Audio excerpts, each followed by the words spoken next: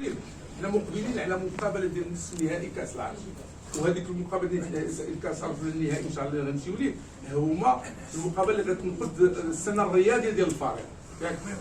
واللعابه باقيين، يعني السنه الرياضيه ما سالاتش لا ريسبورتي، ما يمكنش عندي انا نجي نتكلم انا كمدرب.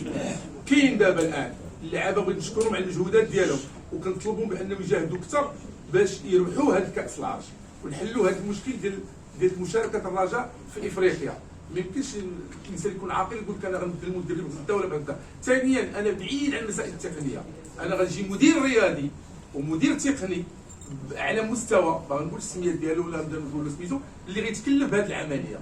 لان لا شفنا غير مؤخرا لو ديربي ديال دومي فينال تشامبيونز ليغ ميلان ارسنال كتلقى الرئيس في الكرسي الثالث اللور، وشكون اللي في الصفوف الاماميه؟ المدير الرياضي. عندنا اختصاصات فهمتيني ولا لا؟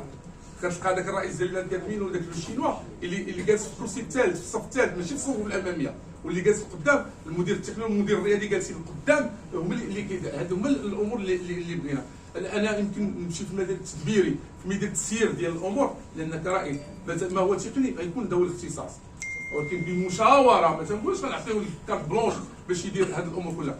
ثانيا يا استاذ انا احترم كل مرشح، انا ما عمرني قلت نمشي مرشح من قبل. انا قلت لك طريقه انا باش عزلت اللائحه ديالي ما دخلتش فيها جبر الخواطر، ما قلتش على اللائحه الاخرى، قلت اللائحه ديالي انا اللي عزلتها خديت فيها ذوي الاختصاص وما بغيتش نرجع المنخرطين اله ديال التصويت تدافع السياسي. انا بغيتهم يكون موافق. انا تنطلب دابا منكم الان، تنطلب انايا فيس تو فيس مقارعه برامج فهمتي، ونحطوا الحصيله ديال كل واحد في دبيرو في مرحله الرجاء ونتناقشوا من اجل مصلحه الرجاء، واللي اصلح واللي كوي والراجل المنافسين نصفقوا ليه ونزيدوا معاه كلنا.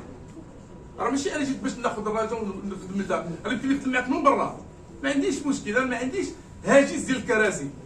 انا قلت لك دابا الان انا نتفرج، قلت لي الانسان تيكون عنده عده مهام، عندي هنا وهنا في البرنامج. انا قلتها له، هذه الهضره تنقول لك قلتها له هو شخصيا. واش غديليغي ما تفرقش انت الفرقه فهمتيني؟